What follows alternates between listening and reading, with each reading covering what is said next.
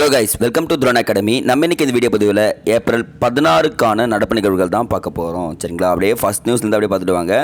தமிழகத்தில் பிரச்சாரம் நாளை மாலை 6 மணியுடன் முடிவடைகிறது. இதுக்கப்புறம் என்ன பண்ண மாட்டாங்க பார்த்தீங்கன்னா, உங்களுக்கு பிரச்சாரம் நடக்காது. ஸோ இதுக்கப்புறம் ஓட்டு போடுறது முக்கியன்றது ஞாபகம் வச்சுக்க. சரிங்களா, இந்த ஒரு இன்ஃபர்மேஷன் மட்டும் தெரிஞ்சுங்க.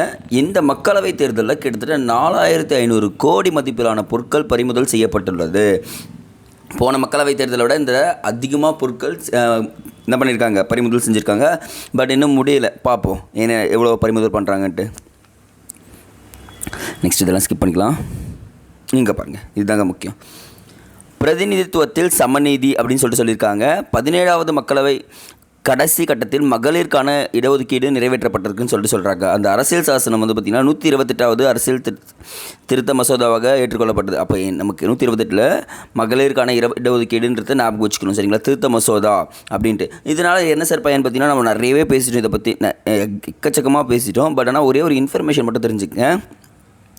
அதிக கல்வி அறிவு உள்ள கேரளா மற்றும் கர்நாடகா மாநிலங்களை எடுத்துக்கொண்டாலும் இப்போ வரைக்கும் பார்த்திங்கன்னா வெறும் 5% பெண்கள் தான் வெற்றி பெற்றிருக்காங்க. ஆனால் அந்த மேற்கு வங்கம்னு ஒரு மாநிலம் இருக்கும் பார்த்திங்களா, அந்த இடத்துல மட்டும்தான் 20% பெண் வேட்பாளர்கள் வெற்றி பெற்றிருக்காங்கன்னு சொல்கிறாங்க. அப்போது இந்தியாவிலே அதிக பெண் வேட்பாளர்கள் வெற்றி பெற்ற மாநிலம் பார்த்திங்கன்னா மேற்கு வங்கம் அப்படின்னு சொல்லிட்டு சொன்னால் போதுமானது. சரிங்களா, அப்போ அதிக அளவில் பெண்கள் ஆட்சி அதிகாரத்தில் பங்கு பெறுவதன் மூலமாக தான் இந்த மனித மேம்பாட்டு குறியீடுன்னு சொல்லிட்டு ஒரு குறியீடு இருக்குது தெரியுங்களா, அந்த குறியீடில் நியூசிலாந்து, ஐரோப்பிய நாடுகள் ஃபஸ்ட் பிளேஸில் இருக்காங்க. சரிங்களா, அடுத்த இடங்களில் இருக்குன்னு சொல்கிறாங்க. அப்போ நமக்கு டிஎன்பிசி ரிலேட்டடாக பெண்களுக்கு வந்து பார்த்திங்கன்னா அதிகாரம் கொடுக்க ஆரம்பிச்சிட்டாங்கன்னா மனிதவள குறியீட்டில் நம்ம என்ன பண்ணிவிடுவோம், ஃபஸ்ட் பிளேஸ்க்கு போய்டுவோம்னு சொல்லிட்டு இங்கே சொல்லியிருக்காரு. சரிங்களா, அடுத்தது இன்றைக்கான குரல் பார்த்தலாமா? அருமை உடைத்தென்று அசவாமை வேண்டும், பெருமை முயற்சி தரும். திருப்பி சொல்கிறேன், அருமை உடைத்தென்று அசவாமை வேண்டும், பெருமை முயற்சி தரும் சொல்கிறாங்க.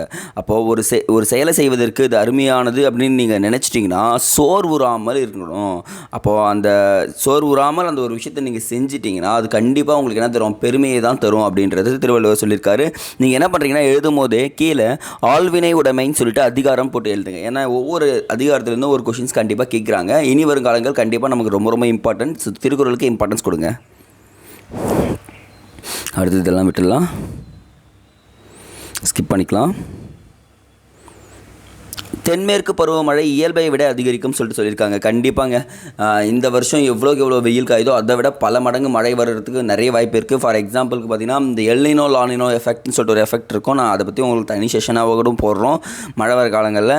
அதனால தான் அங்கே மழை அதிகமாக வருதுன்றதும் தெரியும் உங்களுக்கு. சரிங்களா, அடுத்து ரொம்ப ரொம்ப இம்பார்ட்டன்ட் தெரிஞ்சிக்க வேண்டியது, சியாச்சனில் 40 ஆண்டுகளாக என்ன பண்ணுறாங்கன்னா இந்திய ராணுவம் அங்கே இருக்கான்னு சொல்லியிருக்காங்க. நமக்கு டிஎன்பிசி ரிலேட்டடாக இந்த 3 விஷயம் இம்பார்ட்டன்ட்ங்க. இந்திய ராணுவம் உலகின் மிக உயரமான போர்க்களமான சியாச்சினை தனது கட்டுப்பாட்டில் 40 ஆண்டுகள் வச்சுருக்காங்கன்றாங்க. அப்போ சியாச்சின் வந்து பார்த்திங்கன்னா உலகின் உயரமான போர்க்களம் சொல்லிட்டு கேட்டாங்கன்னா சியாச்சின் கிளாஷரி. இது எங்கே இருக்குன்னு கேட்டாங்கன்னா காரக்கோரம் மலைத்தொடரில் அமைந்துள்ளது. இதுதான் செகண்டு. தேர்டு, இதை எப்படி சார் நம்ம கூட இணைச்சாங்க பார்த்தீங்கன்னா, இதுதான் இந்திய ராணுவம் 1884ஆம் ஆண்டு ஏப்ரல் 13ஆம் தேதி ஆப்ரேஷன் மேகதூத். இதுதான் 3வது. ரொம்ப ரொம்ப இம்பார்ட்டன்ட்ங்க, very very important. Group 1 question அது. ஆப்ரேஷன் மேகதூத் நடவடிக்கையின் மூலம் இணைந்த பகுதியும் கேட்டாங்கன்னா சியாச்சின் கிளேஷியர்னு சொல்லுவாங்க, சியாச்சின் பனிப்பாறைன்னு சொல்லுவாங்க. அந்த இடத்துல இதுதான் நீங்கள் சொல்லலாம். அப்போ ஆப்ரேஷன் மேகதூத் இதுன்னு சொல்லிட்டு சொன்னால் போதுமானது. எப்போ 1884 ஏப்ரல் 13 இணைஞ்சதுன்னு சொல்லிட்டு சொன்னால் போதுமானது. சரிங்களா, அதை தாண்டி ஒரு விஷயம் இதில் இல்லை. ஸோ இதை மட்டும் நீங்கள் படிச்சுட்டா போதுமானது. சரிங்க, ரெகுலராக படிச்சுட்டுருங்க. இது ஒரு விஷயம் பாருங்கள், எங்கே கவனிங்க. சியாச்சின் போர்க்களத்தில் பணியாற்றிய முதல் பெண் இராணுவ அதிகாரி என்ற பெருமை யாருக்கு இருக்குது பார்த்தீங்கன்னா சிவா சௌஹான் என்று பெற்றுள்ளார் அப்படின்றாங்க. அப்போது சியாச்சின் கிளாஷியரில் பணியாற்றிய முதல் பெண் யாருன்னா சிவா சௌஹா அப்படின்றது நீங்கள் தெரிஞ்சுக்கினா போதும். சரிங்களா, சரி ஓகேங்க. இந்த நியூஸ் பேப்பர் ஃபுல்லாகவே முடியுது. இதோட அடுத்த வீடியோ பதில் சந்திக்கலாம். நன்றி.